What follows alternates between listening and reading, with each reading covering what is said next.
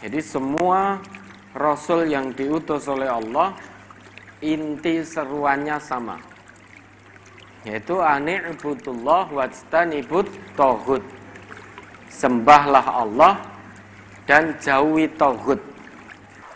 Kenapa seolah-olah bangsa ini ada beberapa anak bangsa yang tidak belajar, sehingga terus membicarakan bahwa negeri ini adalah negeri yang tidak berlandaskan secara syar'i. Dengan bahasa paling gampang disebut negeri taghut.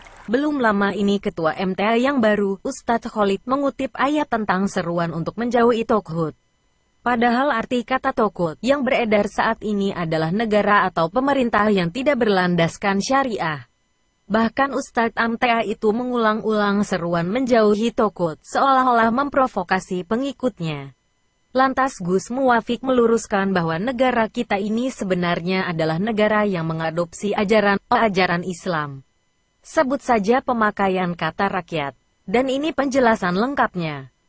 Namun ada pula yang, jadi semua Rasul yang diutus oleh Allah, inti seruannya sama, yaitu ani'budullah wajtanibut taghut. Sembahlah Allah dan jauhi taghut. Meski demikian, ada di antara kaum yang menolak seruan Rasulnya, sehingga tetap memilih dalam kesesatan. Namun ada pula yang menjawab seruan Rasul itu, yaitu hanya menyembah kepada Allah dan menjauhi taghut, sehingga menjadikan Rasul sebagai suri tauladan. Jadi di tiap-tiap umat, bukan hanya umatnya Nabi Muhammad saja. Sebelum umatnya Nabi Muhammad, Allah juga telah utus Rasul untuk menyeru kepada umat itu agar semuanya menyembah hanya kepada Allah dan menjauhi taghut. Faminhum man hadallah. Di antara mereka ada yang menjawab seruan Rasul itu, sehingga dengan demikian petunjuk pun dapat masuk ke dalam hatinya. Tetapi ada pula wa minhum man haqqat alaihi dhalalah. Ada yang tetap memilih kesesatan, dalam arti tidak mau menjawab seruan Rasul.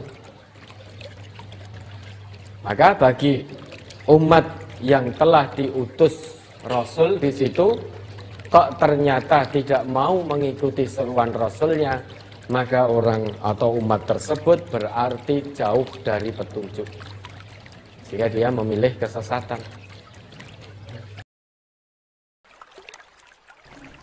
Nah, konsep hidup saling bertanggung jawab itulah yang akhirnya diterapkan di Indonesia dalam sebuah konsep ra'iyah, yang akhirnya kemudian melahirkan konsep besar yang diadaptasi, diserap ke bahasa kita menjadi rakyat.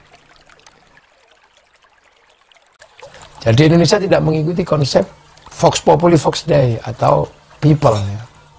Suara mayoritas, suara Tuhan. Karena kalau ikut konsep people, maka begitu dia mayoritas, dia merepresentasi Tuhan. Dan itu bertentangan dengan konsep ra'iyah. Makanya khilafah dan segala macam atas nama Tuhan untuk membangun kekuasaan di negeri para ra'iyah, ini adalah tidak cocok. Makanya bangsa ini dulu sudah pernah dibawa ke kanan oleh kelompok-kelompok kanan, kelompok DI, kelompok TII, untuk membangun konsep negara Islam. Gak bisa, karena konsep dasarnya pendiri bangsa ini sudah menggunakan konsep ra'iyah atau rakyat. Dibawa ke kiri oleh PKI juga gak bisa, karena akan menghasilkan diktator. Kalau yang tadi adalah diktator mayoritas atas nama Tuhan, yang ini diktator proletariat. Makanya komunisme juga nggak cocok. Nah, dan itu sudah terjadi berulang-ulang. Pengulangan-pengulangan itulah yang kadang kemudian membuat kenapa seolah-olah bangsa ini ada beberapa anak bangsa yang tidak belajar, sehingga terus membicarakan bahwa negeri ini adalah negeri yang tidak berlandaskan secara syar'i. Dengan bahasa paling gampang disebut negeri taghut. Padahal konsep ra'iyah inilah yang akhirnya kemudian mempertemukan beberapa struktur yang akhirnya melahirkan musyarakah yang dalam bahasa kita diserap menjadi bahasa masyarakat. Nah, kalau sudah terjadi perselisihan mengikuti ajaran Islam, wasyawirhum fil amri, maka lahirlah konsep musyawarah. Nah, memahami perbedaan agama, perbedaan suku, perbedaan bangsa dalam satu konsep besar namanya konsep ra'iyah atau rakyat.